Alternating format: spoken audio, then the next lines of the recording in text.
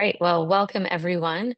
It is great to have you joining us. I am Laura Schrake, and on behalf of the Council of the Great Lakes Region, it is a pleasure to welcome you to today's webinar.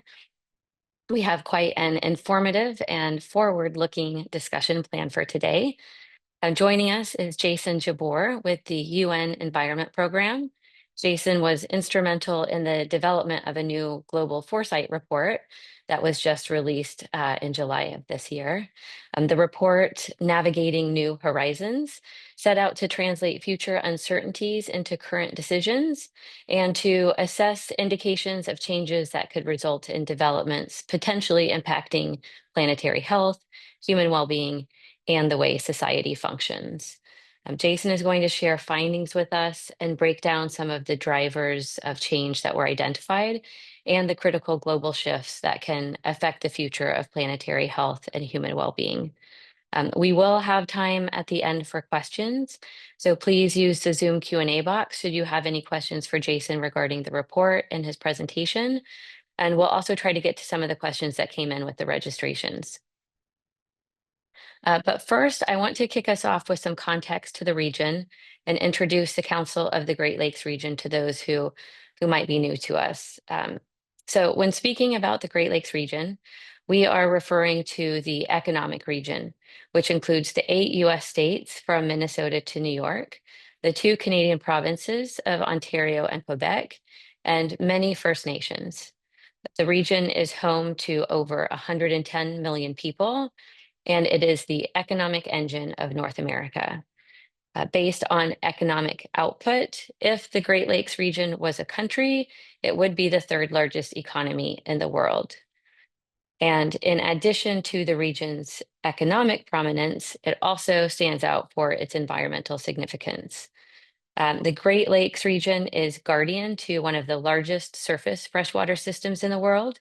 It holds roughly 21% of Earth's surface freshwater and 84% of North America's. The Great Lakes Basin is a drinking water source for over 40 million people in the US and Canada, and it supports more than 3,500 plant and animal species. So supporting the region's economic strength and environmental sustainability is certainly key to the long-term success of both the US and Canada. And that is a foundation of our work at the Council of the Great Lakes region. So we recognize that no one level of government or sector has the power, the know-how, and the investment necessary to solve the region's challenges on their own. So we have created multi-sector and multi-stakeholder programs. Our initiatives focus on issues that are critical to the region, like circular economy, water stewardship, decarbonization, and sustainable food production. If your organization is interested in getting involved, please reach out to us. I would be happy to share more details on any of our initiatives on these topic areas, and also share where we are making progress in the region. But now that I have some context set, it is my pleasure to introduce you to our webinar guest, Jason Jabbour. Jason is a senior advisor and program coordinator with UNEP's Office of the Chief Scientist based in Nairobi, Kenya. He provides coordination of and input to the science and analytics that inform the organization's strategic priorities and science-based activities. And he is responsible for overseeing an organization-wide effort to enhance the use and application of foresight tools, including futures thinking and horizon scanning at UNEP. So today, Jason will share findings with us from the recent Global Foresight Report on planetary health and human well-being, including the North American Consultations that supported it. As I mentioned, we will have time for a Q&A session after Jason's presentation. So please type those into the Zoom Q&A box as any questions arise. And with that, Jason, thank you so much for being here, and really looking forward to hearing about the Foresight Report and the research that went into it. Thanks very much, Laura, and it's a pleasure to be here. Thanks for the opportunity to share the findings of the report and give you a little bit of insight into the process of developing it. Let me just share my screen here. Some slides. And while that's coming up, okay, just make sure, can you see that now? Can see it, but it's not in presenter mode yet. Okay, let's give that a sec. And then let's do this. There Great. you go. Super. Okay. So yeah, my name is Jason DeBoer. I'm with UNEP, and within our organization, I sit in the office of the chief scientist, which had the remit of developing this this report, but also of, as Laura said, enhancing our own kind of capabilities and capacities for foresight. Some of you might know that strategic foresight is a key part of the reform agenda for the United Nations.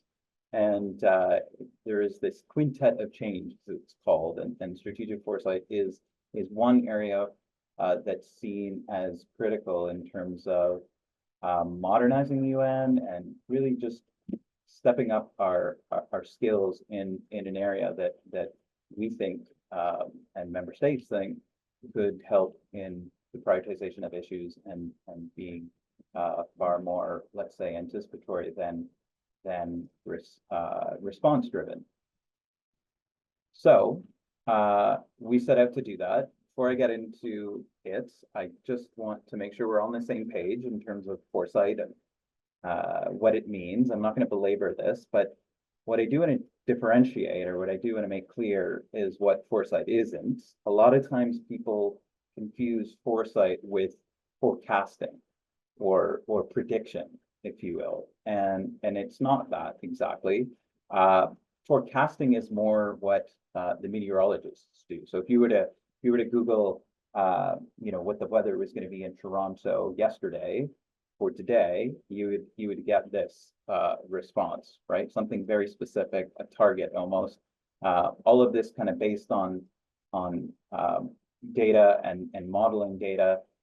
Foresight is, well, it takes some elements from this. It's really more about limiting the instances of surprise, and by that virtue, it's a suite of methods and tools and techniques, really to look at places that are on kind of the edges of the limits, if you will, of what's possible, and it's the strategic part of foresight is then what you do with these insights, right?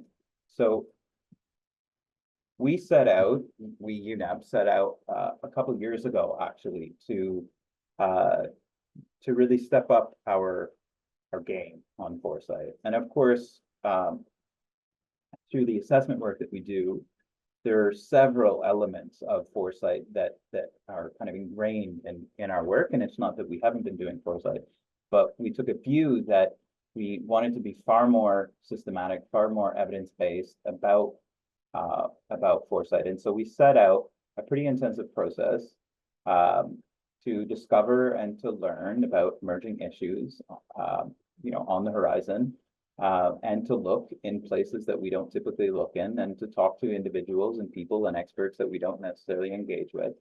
And this is sort of a synopsis or a quick simplification, believe it or not, of our process. It's stepwise, just for the sake of simplicity, but I think what's key to take away from this process is its iterativity. And so, we started by scoping the question, understanding what it was that we were looking for. We developed some scenarios, alternative visions or of the future, how the future could unfold on the basis of existing trends. And then we started this data gathering process. But as you can see from this illustration, it's iterative in the sense that you gather data and then you go back and then you look, and we adjusted our scenarios. We developed these scenarios in large part not for them to be the output itself. And if anyone hasn't seen the report, hopefully you'll take a look at it. The scenarios are not in there as such. They were used really as a tool to condition how these so-called signals of change, these emerging issues, are interpreted and understood and contextualized. And another strong thing to take away from this, or rather key message to take away from the process, is that we, as a global entity that is essentially the way UNEP is configured, is that we have 6 regional offices. North America is one of them, but the way we cut the pie, where the member states decided to cut the pie this way, is that North America constitutes the US and Canada, and Mexico is politically in Latin America and the Caribbean region. But be it as it may, we've wanted to make sure that the interpretation and the mapping and the evaluation and assessment of these signals coming in really was done through a regional lens. And so I'm going to talk to you a little bit about how we did that, and specifically what we did for North America. So at the highest sort of level of aggregation or simplicity, this is essentially what the report is saying or pointing to. And the first is that we're in this, what we're calling a new operating context, where the combination of technology, obviously AI, and the rapid rate of development in tech, new extremes, and geopolitical tensions that are rising have kind of converged to create quite a different context, even from that of 5 and certainly 10 years ago.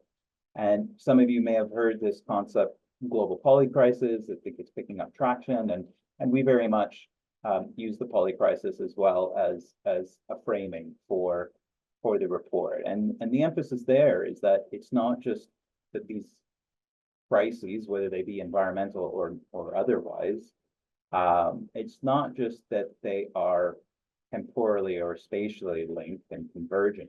It's that they seem to be actually synchronizing, and by that virtue kind of working in concert. And that's what's really amplifying the threats. That's what's making, you know, small, seemingly insignificant threats suddenly become huge. Now, it's probably a fair assessment to say that there's some gloominess in this report, but what we did find, and I think this is really the silver lining, is that just as much as the disruptions and problems are interlinked, so are solutions.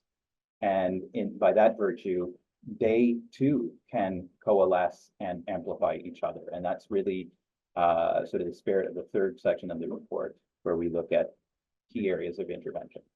So essentially what we did, or where we arrived, was on a series of critical shifts, 8 critical shifts, and 18 signals of change. The signals of change were drawn from about 1,200 inputs that were investigated and carefully analyzed and discussed and debated and deliberated over with several expert groups. And from those 1,200 inputs, we clustered into essentially 8 critical shifts. You can think of these as paradigm shifts. I think what's key here, and a lot of these are not, they won't seem like a surprise. I think the newness, the novelty of some of this is much more about how it's situated in the context of planetary health and environmental issues. And some of these seem like they're a little bit outside of what you would expect to be UNEP's domain areas. And that's where we really wanted to take a closer look and see the interactions. Now, I'm not going to go over all of the 8 critical shifts, and I certainly don't have time to do justice to the 18 issues, but I do want to highlight just a few to give you a flavor of some of the key things coming up, as well as you know, in terms of these acute shifts, what could be relevant for this community. So the first critical shift, I think this is probably the least surprise, is the environment, the relationship between humans and the environment. And this is certainly a relationship that is in a state of change.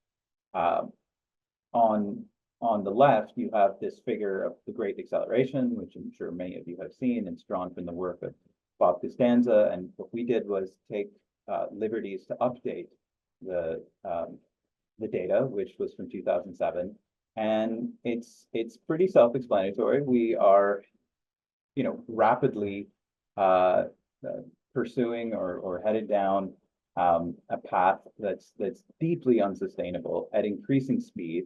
This has been happening certainly since the end of the Second World War, and increasingly so, we're finding that the relationship between ourselves and nature is taking on surprising manifestations, and we've seen it in the last 12 months. It's all over the globe. I'm situated in Nairobi in Kenya, and here we've had a year of flash flooding and very, very intense rains and floods that essentially dislocated 69 million people, so on and so forth.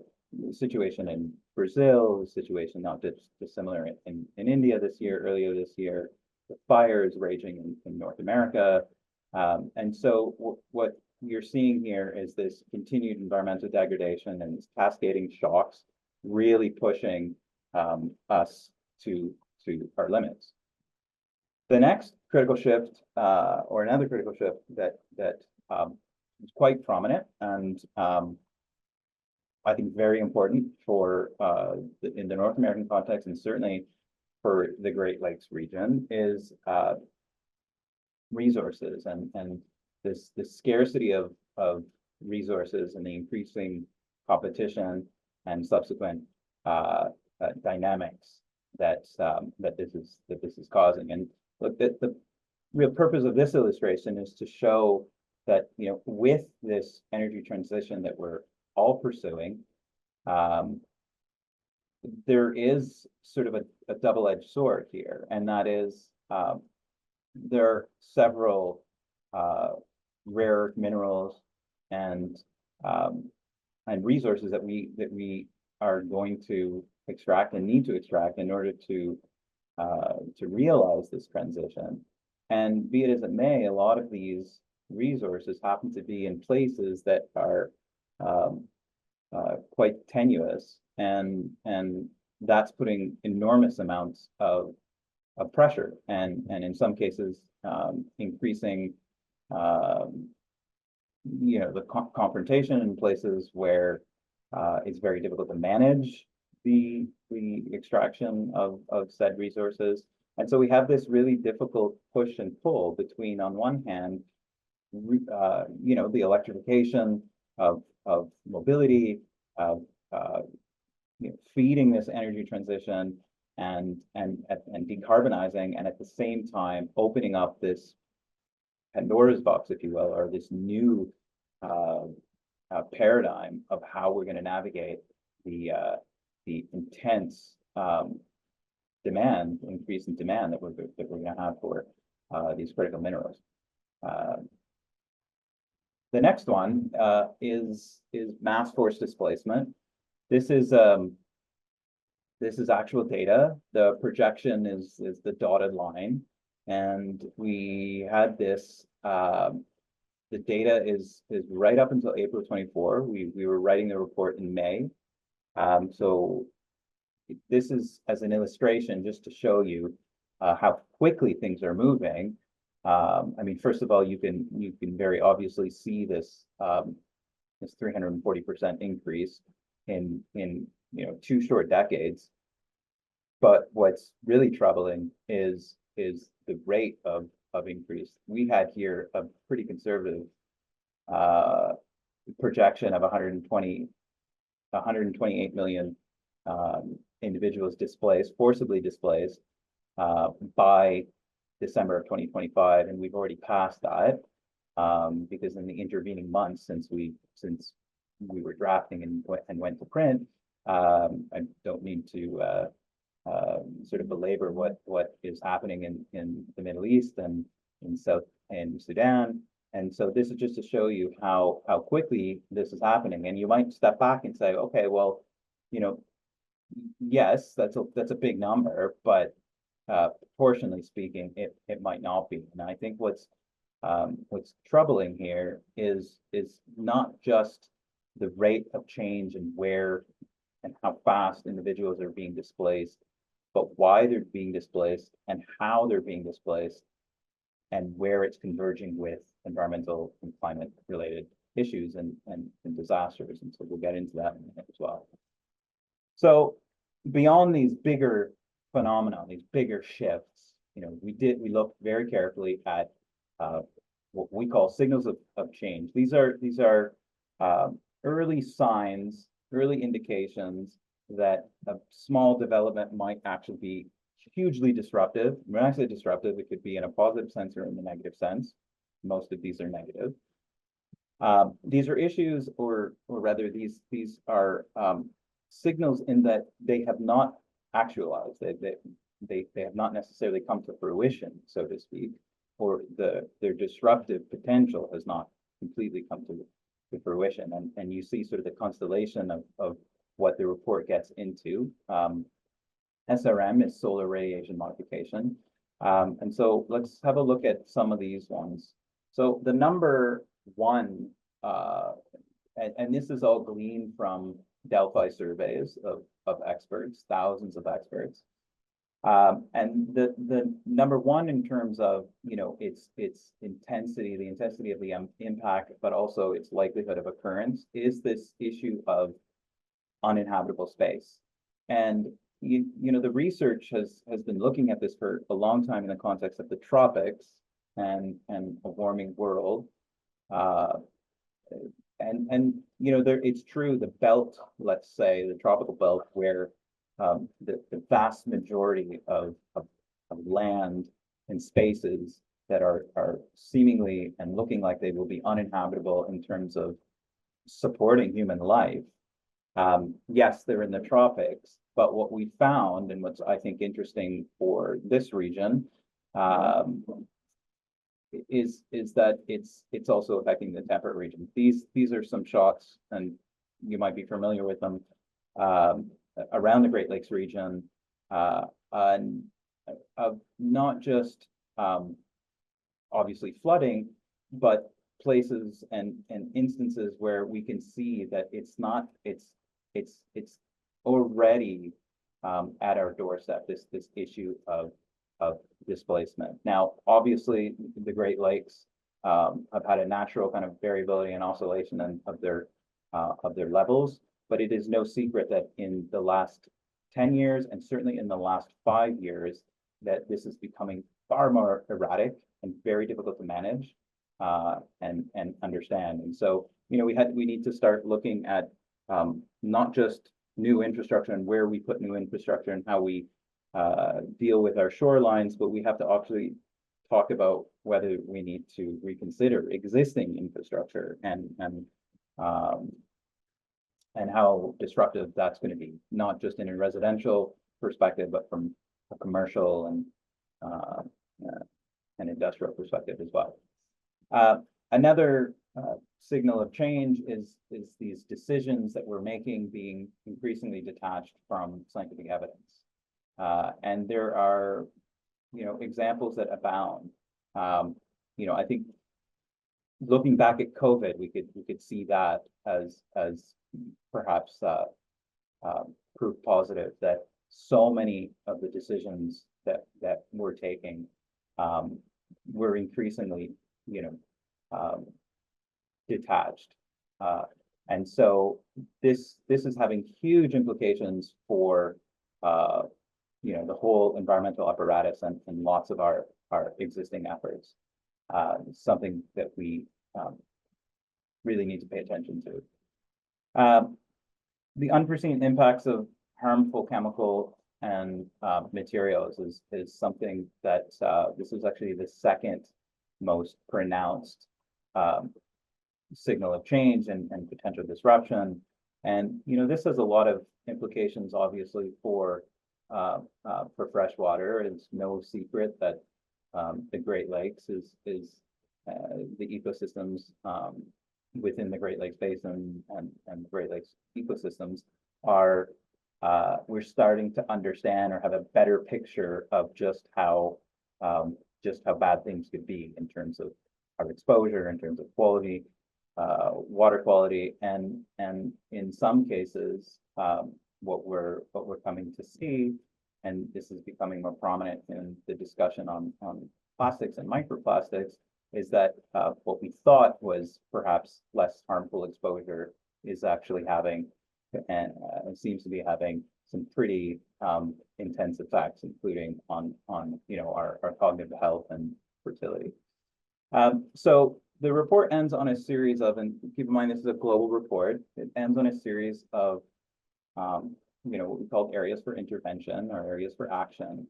And they point to a couple things. The first is that there really is opportunity to leapfrog and make changes through what we see as a new social contract, or a renewal in the process of how we address collectively environmental issues. Another key area is how and who we engage with. Depending on who you are and where you are, issues and exposure change, and risk changes. And so we're finding that the process of engaging more diverse perspectives, including younger people, is and giving them stronger voice is certainly something that is gaining traction and has incredible momentum. I think this issue of intergenerational equity is really taking center stage, and I think there's great opportunity there. Lastly, this issue of agility and being adaptive and having governance measures that can be just far more responsive. Like, it's great to set goals, and we need those at all levels, at the global level, at the national level.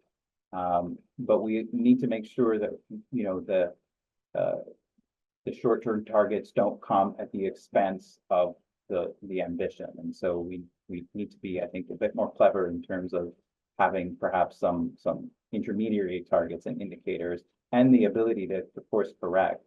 And that I think is very true in the story around the SDGs, the Sustainable Development Goals, and of course data and knowledge, and the ability for open access is something that we think is going to be helpful.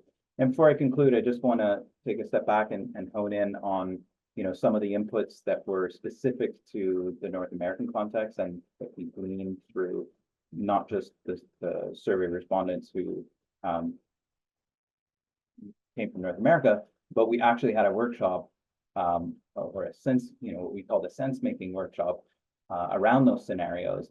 And here are some of the things that came up, many of which actually surprised me, and I'm guilty of being Canadian, so I'm North American as well, and a lot of these actually surprised me. The issue of Indigenous issues and local communities, and the rights of these groups, and protecting not just their legal standing but their values, really was predominant. And in the session, I was quite taken aback, in fact, at how much of the discussion came back to issues of voice and representation for Indigenous communities and Indigenous people. Education reform was a big one, and keep in mind this is a constellation of individuals from both the United States and Canada who took place in this, about 45 individuals. But education reform was seen as both necessary and a potential to really help shift the values and mindsets and what we need for to change our systems. Again, this issue of support for polycentric governance, given the moment, I think it's probably this one, no surprise. But this is a particularly tricky one for, I think, a region like North America, both the United States and Canada, that has such a complicated system of governance and nested levels of governance that really sort of dictate environmental conservation and protection. Right, so the democratization and broader societal engagement in policy making, this was also seen as something that was quite central issues of youth engagement again came up. And right, looking at my notes here, and then this issue, and these first two are related, this economic system shift. There's a lot of discussion that actually came back to the idea of antiquated economic paradigms, and whether that be, you know, our model of GDP, or the frameworks that we use. But this seems to be front and center, and the region, I think, is quite advanced in terms of the thinking behind these alternative frameworks actually that are coming forward. And then lastly, this issue of misinformation and disinformation. So that's it. Would like to open it up, and oops. Let's see how I can stop sharing. And yeah, thank you for giving me the space. Great, thank you, Jason. Congratulations on the report, because I know it was the culmination of a lot of research and consultations around the globe. So congratulations, and thank you for sharing the overview and the findings with us today. I want to start with a couple questions that have come in. You started out giving the definition of foresight, but can you touch a little bit on how UNEP defines planetary health in the context of the report, and how you measure it, and then maybe any specific metrics that you think are important in order to be able to measure progress on planetary health? Sure. Yeah, it's a great question. And look, the framing around planetary health was quite deliberate in that we wanted to leave this as open as possible. At the root of it, planetary health includes the health of our ecosystems, and our Earth system processes, as well as our connection to those systems. So it's very broad. It's human-centric in that it is our well-being and that relationship between the health of the planet and our own health and prosperity. So it's quite broad. We actually took the definition from the Lancet that looked at planetary health a few years ago. And in terms of measuring that, yeah, that's a great question. Look, from a very UNEP-centric perspective, planetary health is measured by there's a lot of metrics actually that you could look to for planetary health. I think what's important is that it's these metrics and where and how you're measuring planetary health is not ubiquitous across the globe, in that the baselines are all very different.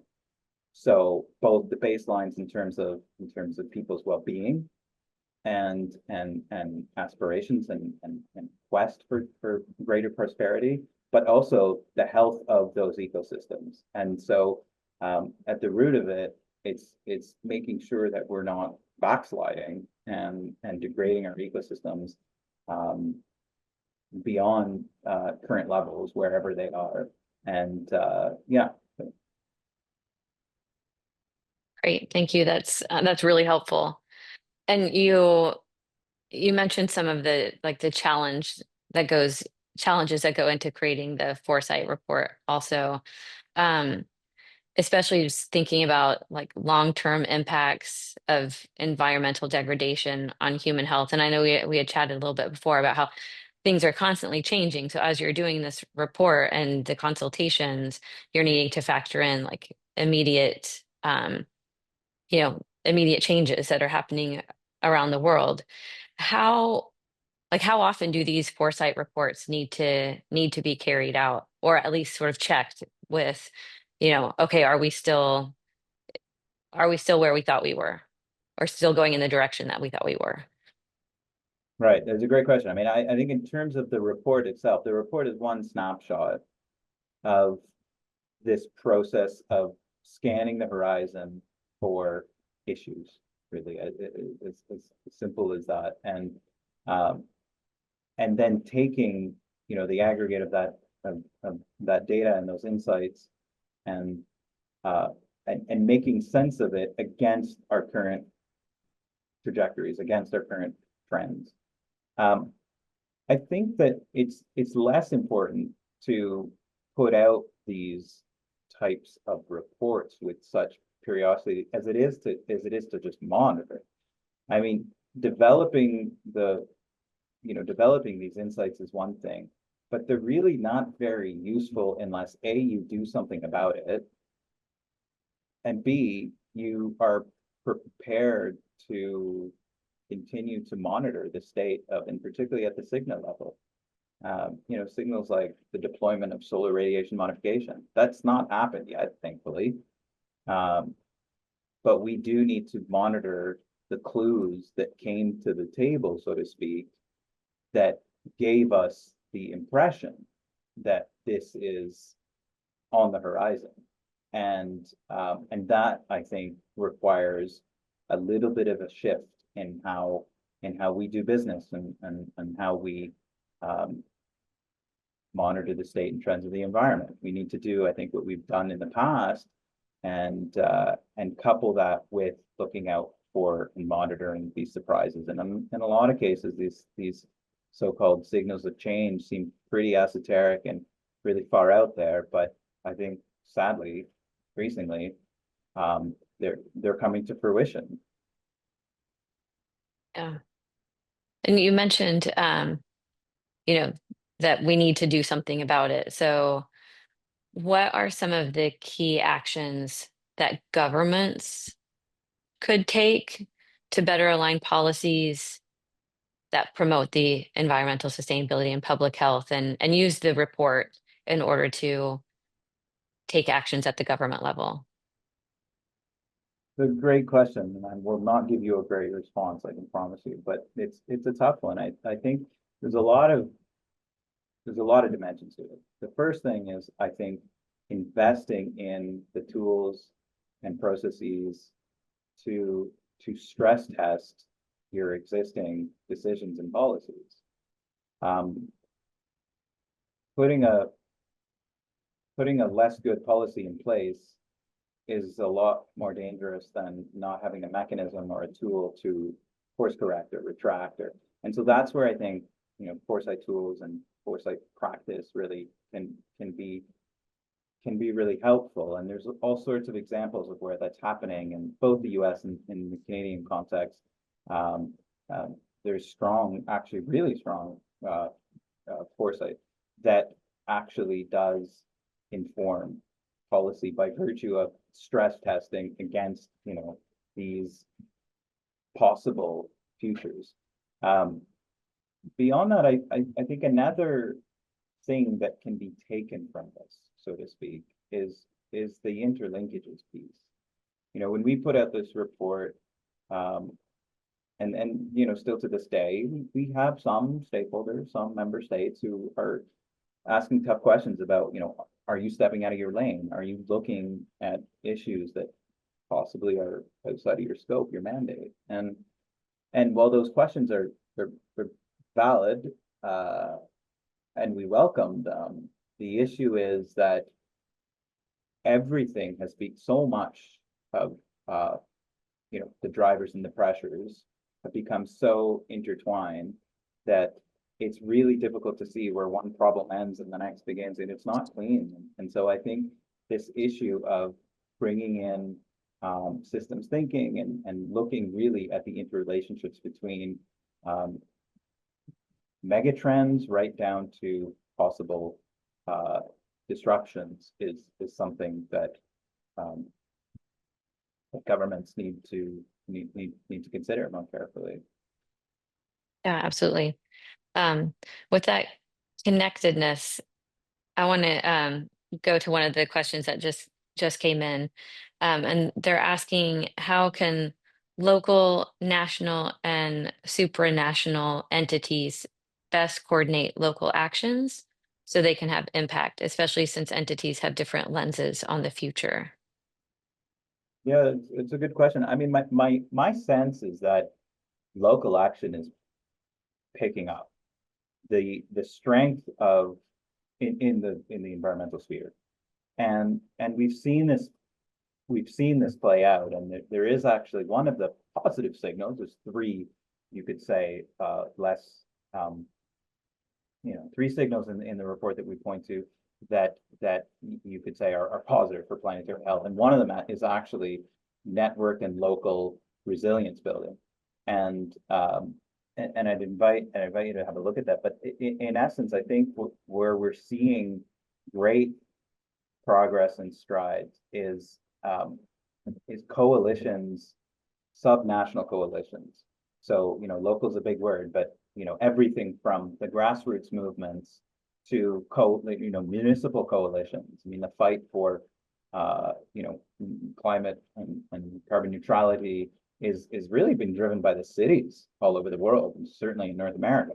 And even when there are these ebbs and flows within the national systems and the federal systems, it is oftentimes the local communities, the local coalitions, if you will, that I think hold the ballast, that keep things afloat. But you have things like the C40, which I don't think is, I've lost track, but it shouldn't be the C40. I think it's like the C140 these days. But these are immensely powerful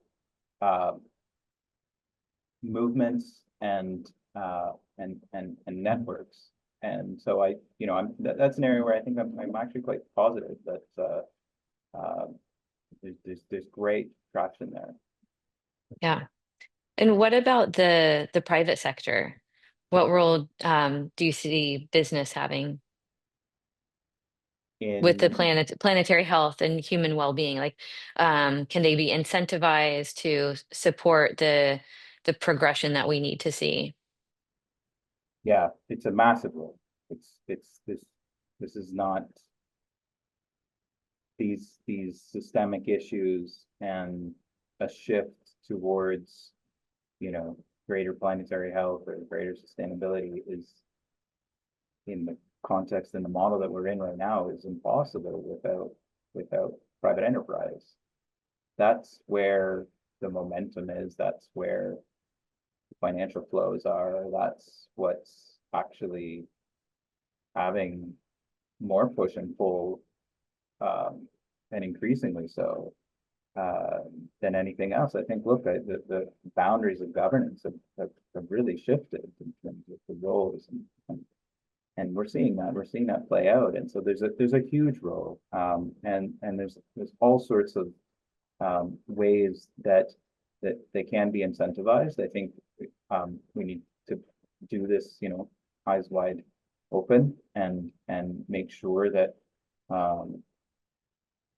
that we're not naive to the obvious, but absolutely this has to be done through private enterprise, and dissect any of the sectors that are going to deliver on an energy transition, and just doesn't exist without business, without private enterprise, without everything from we wouldn't talk about EV to so on and so forth, to proliferation of photovoltaics, to it's all being driven by innovation and ingenuity that actually is the engine of which is really private enterprise. Thank you. Yeah, and I guess with the role of organizations like the Council of the Great Lakes region, where we are um, cross-border, cross-sector, wanting to bring in the government, the private sector, for everybody having a seat at the table for these conversations to channel innovation and creating projects on the ground. So hopefully we can use our platform to support this movement and pull in other institutions and researchers also where there's data that's needed and there's still gaps that are remaining. What do you see as like maybe some of the most critical data gaps that exist, whether it's regional or global? Hmm. Well, I think we're closing this gap, but I do think there's a persistent deficit in our ability to understand carbon flux and uh, um, and where ecosystems are, sinks and sources, and it's a very complex field from a macroeconomics perspective, but also from a biophysical perspective. And and on one hand, we want to move as quickly as we can um, on decarbonization and use all the tools at our disposal. And I do worry that that's an area where I think we need more sophisticated data and analysis. Um, I think on the issue of plastics, that's another area where obviously we have a treaty in the making, and there's a lot of uh, commotion about how this is going to land. I think in large part there's some serious knowledge gaps there to fill in terms of uh, understanding full life cycle analysis and what and where and how we're exposed, uh, human health issues around plastics, and so there's lots. Always work to be done. Yeah, but we know enough. We know that it's. I think we do know enough to to make bolder and more decisive decisions and changes, and I think another area is how that's done. This whole realm of behavioral science and behavioral economics, I think, is only just now coming into the fore in terms of how important that is to shape and to change and help influence behavior. I think there's a lot more goodwill, I think, out there than the narrative in the media gives in terms of the environment. I think, everywhere I look, I mean, certainly I have a 10-year-old, and I think her knowledge on the environment like eclipsed mine as like a 25-year-old. That's not by accident. That's things are changing. But I think we need to give people, decision makers, citizens, consumers, the tools to be able to make the right choices. And that's a place that we need to do some work. Yeah. I want to get to a question that's come in from Terry. She is commenting on the path forward needs to be translated to actions required for the many actors in civil society, national and subnational governments, private sector. So we've touched on those, but she's asking, is there information or plans to develop a roadmap for these various sectors to identify their respective paths forward? Is that something that you would see as something that UNEP would work towards, or would you leave that more at a national, regional level? I think it's both. I think that this science policy interface is a conversation in the first instance. And you really get traction when people have and institutions have clear idea of what the levers are. It is something we do in our day-to-day work, whether in some places effectively, in some places it's hard. It's a really tough space. I think there's a role for everyone, though. Everyone being, it's not just international organizations like UNEP that can really push that conversation. I think that it needs to happen again more at local levels and national, but subnational levels as well. In terms of a grand plan, I mean, you've got the Sustainable Development Goals that at the highest level set out the ambition for different aspirations, global aspirations towards sustainability, and a series, there's constellation of targets and indicators. And the question, I guess, is, is that going forward, is there traction there for institutions and non-state actors? And I think it's a good and open question. Well, and we know that there's still a lot of work to do with achieving the SDGs. And so how we can use some of this foresight work to help drive that urgency towards more action, I think will be really useful and important. I want to get to a couple more questions that came in actually with the registrations. And one is, they're a little bit more specific to the report. One question was around the water cycle and if it was factored into planetary health and human well-being with the report foresight process. Yeah, absolutely. And at the highest level, absolutely. And all the sort of Earth system cycles, atmosphere, water, absolutely. And that's probably one of the most important. And if you dissect the report, you start to see both at the big kind of critical shift level, but also at the signal level, that there's a lot of there's a number of threats that point in the direction of water insecurity.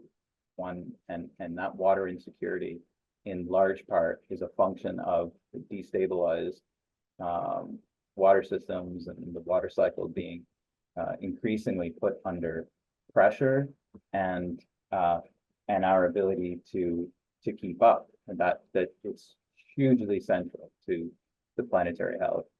Yeah. Absolutely. Thank you. And also around, you talked in your presentation about the displacement, human displacement.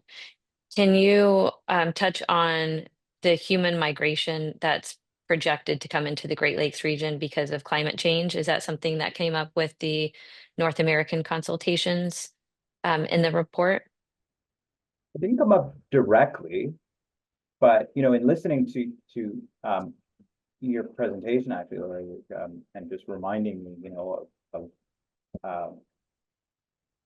the magnitude, like the scale that this region has in terms of its imprint, its significance, its economic, it's the engine for for a big part and an important part of the world. And the numbers on migration in general are not a mystery in this region. And so by that virtue, you're already in a situation where the region itself, because of its proximity to urban centers and jobs and the rest of it, will invariably see and is seeing a big shift in population. I before moving to Kenya, I was in Toronto in 2007 and had lived there for about a decade. And every time I go back, I'm just shocked at, and that's one Great Lake city, but there are several. With respect to climate change, it's difficult. It's tricky to isolate and to attribute migration, specifically in this context, in the Great Lakes context, to solely being climate related and climate driven. But I could imagine and conjecture that increasingly, because of all what I just mentioned, and it's a temperate, fairly hospitable climate, with access to water and the rest of it, that absolutely. I mean, I think the interesting question in North America, and this did come up not in the Great Lakes context itself, but more in the broader region, is where the flows and movements of individuals and people and communities is going as a result of climate change related disturbances, whether they be, I think fire is a big one. You know, we're starting to see communities that have to seasonally relocate in on both sides of the border. That's not, the public purse can't take that, and nor can these individuals. So similarly, I think we're going to start to see situations where you know, sea level rise and the increased frequency of flooding and flash flooding will also start to have an impact on where people live.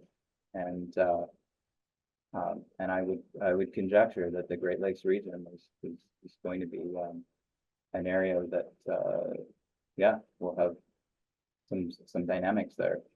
Yeah. Yeah. And I think we're seeing that. And we've actually had a couple webinars on migration, the Great Lakes as being a climate haven.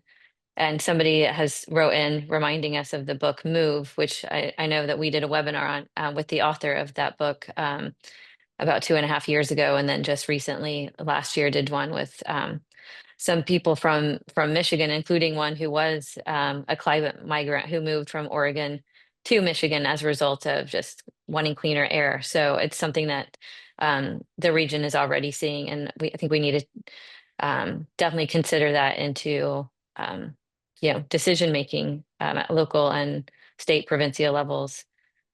We have time for just one more question, so I'm going to throw one that has at you that's come in. And it's asking, how do we get more people to understand intergenerational equity, inspiring the youth perspective on how this relates back to the bigger picture of climate action, and change not being something that can be worked on by only one generation? Great question. So I think that the biggest change agent is actually bringing in a meaningful way, youth into the conversation. They are such a catalyst for change, and we're seeing this increasingly in all domain areas, and not least the environment. And I think there's something visceral about seeing that generation engaged in these issues, because you know they're inheriting this, and then at least as far, you know, the way I feel is that this issue of intergenerational equity is really an old concept. It's actually a concept that's from indigenous groups. Have, you know, there's this idea of 7 generations, and you know, and if you start to really unpack that and look at where, you know, the origins of not the legal origins of where this conversation came from, but the notion and the concept, it's something that's been around for a long time, and it really revolves around having a younger generation that has more voice and that is engaged in the conversation in a way that I think in the past or for some period of time, we have lost sight of. And so I think that that's a piece of the picture, that's a piece of the puzzle. And it's a tricky conversation, to be fair. You know, we have age limits. It's really interesting, right? Like we have all these age limits for in politics and in governance, and you know, and they're always like the floor, not the ceiling. And imagine that was, you know, imagine you had that inversed. And I think the time will come when we realize that actually collective action is not collective action unless it includes, you know, all of us. Yeah, that's a great point. Well, I know that I've thrown a lot of questions at you in the last half hour, so you've done a wonderful job answering them. Thank you so much, Jason. Like sharing the Foresight Report, bringing a global lens to our regional conversation, and answering all the questions that I and our audience have had. You've definitely given us a lot to think about and to ponder on. So thank you so much. I also want to thank the Fred and Barbara Erb Family Foundation because they support a lot of our business and sustainability network building, which includes the webinars that we're able to deliver each month. So thanks to them for allowing us and giving us the support to do these. We actually have 2 webinars this month. Our next one is less than 3 weeks away on Tuesday, November 26th, and we're going to have Porter Airlines as our guest. We're going to be talking about the airline sustainability journey and aviation and sustainability in aviation. So that should be really interesting. I hope everyone will tune in. Um, and we will have a survey going out immediately after this for everyone. So we'd be grateful to get your feedback. We definitely want to hear the topics and research that you're all most interested in hearing about. So please fill that in and let us know. But Jason, again, thank you so much for your time and sharing your wisdom and experience with us today. Pleasure. Thanks very much for the opportunity.